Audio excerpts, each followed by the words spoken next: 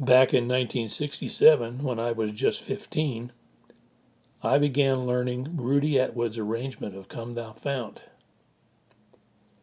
It didn't take long for that piece to become a defining part of my musical life. About a year later, at 16, I found myself seated at a 9-foot Baldwin SD9 Concert Grand, performing that very arrangement before a live audience of more than 6,000 people. It was exhilarating, terrifying, and unforgettable, and still the largest crowd that I have ever played for. Even after studying the Warsaw Concerto and Chopin's Polonaise, both of which I learned around the same time, Atwood's Come Thou Fount remains the hardest sacred piece I have ever played. It's a work of sheer energy, technique, and devotion. The recording you are about to hear was made a few years ago on my Yamaha DGX670, which is marketed as a Portable Grand. It isn't flawless. There are a couple of small mistakes, but honestly, I think that's a good thing. Those imperfections prove it's a real human performance, not something generated by a machine. To me, every note represents decades of practice and a lifelong love for this hymn. With that in mind, let's take a moment to explore the history of Come Thou Fount, the legacy of Rudy Atwood, and the remarkable vitality behind this classic arrangement. Come Thou Fount of Every Blessing was written in 1757 by Robert Robinson. He was born in 1735 and he died in 1790. He was a British pastor and hymn writer. Robinson was only 22 when he penned the text, shortly after a dramatic conversion influenced by the preaching of George Whitefield. Robinson's early life was troubled. As a teenager, apprenticed to a barber in London, he fell in with street gangs and drifted into a rough lifestyle.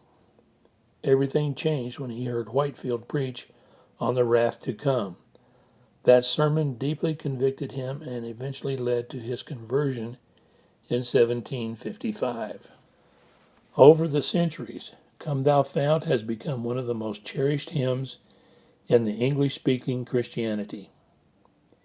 Its themes of grace, wandering, redemption, and spiritual longing continue to resonate deeply, giving the hymn a timeless quality that speaks across generations. Rudy Atwood was one of the most influential pianists in American evangelical music. He became nationally known as the pianist for Charles E. Fuller's Old-Fashioned Revival Hour, a radio program that aired coast to coast from 1937 to 1968. His distinctive sound earned him the title, the most imitated pianist in gospel music.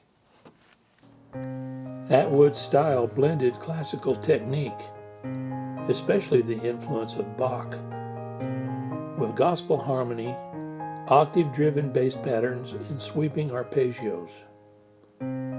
He published numerous arrangements, recorded extensively, and continued performing on the successor program, The Joyful Sound, after Fuller's death.